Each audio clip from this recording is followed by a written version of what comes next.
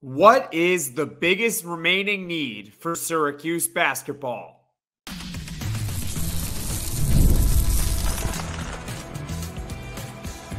You are Locked On Syracuse, your daily podcast on the Syracuse Orange. Part of the Locked On Podcast Network, your team every day.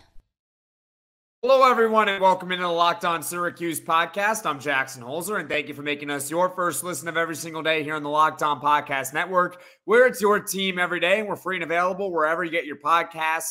And this week's Poll Friday question was, what is the biggest need for Syracuse basketball? You guys voted. 388 of you participated in this one, and I gave you guys three options. There was a three-point specialist, a scoring guard, and a big man. And the winner was in that order, actually. 3-point specialist won, following by scoring guard, and then a big man. It was very close. Out of the 388 of you that participated both on Twitter and YouTube, 41% of you said 3-point specialist was the biggest need for Syracuse basketball. 38% of you guys said a scoring guard, and 21% said a big man. So pretty close Poll Friday for this week. And, well, I agree with you guys. I think a 3-point specialist is the biggest remaining need for Syracuse basketball, and here's why. I talked about it earlier this week on the podcast. How many players on this team right now are projected to shoot at least 30% from three-point and play at least 10 minutes a night? And play at least 10 minutes. I don't think it's that many. I really don't. Because right now I have three that you can probably safely assume will shoot at least 30% and play 10 minutes. Jaquan Carlos will do that. JJ Starling will do that probably. And, of course, Chris Bell, who was over 40% last season. You got to figure he at least comes close to that mark. But that's about it. Remember, at least 30% and at least 10 minutes per night. Some of you guys might say, well, what about Elijah Moore? Yes, I know he is built up to be a sniper. I understand that. But at the same time, is he going to play at least 10 minutes a night next season, especially if Syracuse brings in another guard? I don't know. I don't think he will in that case. And then, of course, there's Donnie Freeman, who I know has shown the ability to score from all three levels. But right now, I'm not comfortable projecting him to shoot at least 30% from the three-point line. He might, and we'll probably know pretty quickly if he'll hit that mark. But I'm not confident just yet that Donnie Freeman will do that. Syracuse last season was 11th in the ACC in three-point percentage, and I've said that before. And that is, again, with Chris Bell on the team, who was one of the best three-point shooters in the league. So if you took Chris Bell off, and I know he's back, but if you took him off, they probably would have been dead last in three-point percentage. I don't know exactly how the math would work in that case, but this is a team last year that struggled to shoot the basketball from distance. So I agree. Three-point specialist would certainly help. Scoring guard, yeah, they could definitely use another scoring guard too. It's very, very close.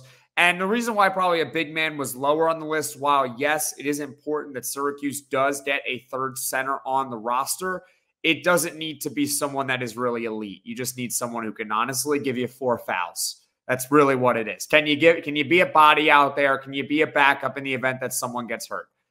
That's really what it comes down to with the big men. So I understand that being third in the rankings. Now, coming up, who are some guys that Syracuse can target that they can help use to fill those needs? We've all been there, either as a player or a fan. It's halftime and the scoreboard is not looking good. You're feeling low, not sure you or your team can pull out a win. That's when you dig deep, lift your head up, and say to yourself, time to get back in the game, pull off some bank heists, and take as much of my friends' money as I possibly can. That's right, the smash hit mobile game Monopoly Go lets you compete with your friends to get the most riches and the biggest empire. It's the Monopoly you love, but on your phone anytime, with tons of new twists, including leaderboards to compare your progress to your buddies. There's so much to do. Play at countless dynamic Monopoly boards. Make your friends bankrupt by smashing their landmarks with a wrecking ball. Charge other players rent for your iconic properties. You can even work with your friends to crack open community chests and in tournaments to get extra rewards and climb the leaderboard. So get back out there and put on your game face and download Monopoly Go, now free on the App Store or Google Play. Passion, drive, and patience, the formula for winning championships, is also what keeps your ride or die alive. eBay Motors has everything you need to maintain your vehicle and level it up to peak performance. Superchargers, roof racks, exhaust kits, LED headlights, and more. Whether you're into speed, power, or style, eBay Motors has got you covered. With over 122 million parts for your number one ride or die, you'll always find exactly what you're looking for. And with eBay Guaranteed Fit, your part is guaranteed to fit your ride every time or your money back. Because with eBay Motors, you're burning rubber, not cash. With all the parts you need at the prices you want, it's easy to make your car the MVP and bring home huge wins. Keep your ride or die alive at ebaymotors.com. Eligible items only. Exclusions apply. eBay Guaranteed Fit. Only available to U.S. customers. Welcome back, everyone, into Locked On Syracuse. I'm Jackson Holzer, and on this week's Poll Friday, I asked the question to you guys: what is the biggest remaining need for Syracuse basketball as the transfer portal has closed? And you guys voted that 3-point specialist by 41%. 38% of you guys said shooting guard, and 21% of you guys said a big man. Now, some guys who can help fulfill those needs. Let's start off with centers, because that one's easy. I think Frank Anselem, because he's got that Syracuse connection. He played 2 years at Cuse, spent the last 2 years at Georgia, 3 points, 2 rebounds a game. When I say Frank Anselem, I mean someone of that nature, someone of that caliber, not someone who is going to light the world on fire, but he is a body who can be the third string center if he were to come to Syracuse. Now, as far as who can fulfill the other needs, I kind of grouped it as all guards, but still a lot of these guys can shoot anyway. Now, I do know that Syracuse has reached out to UTSA transfer Jordan Ivy Curry. That was according to the Portal Report on Twitter. Last year, he averaged 17 points, 5 rebounds, and 3 assists per game. But more importantly, he shot 39% from the three-point line. He was originally committed to Virginia Tech, and I know he's supposed to visit Kansas, but Syracuse has at least reached out to him. He would be a fine option. He can shoot. He can put the ball on the floor.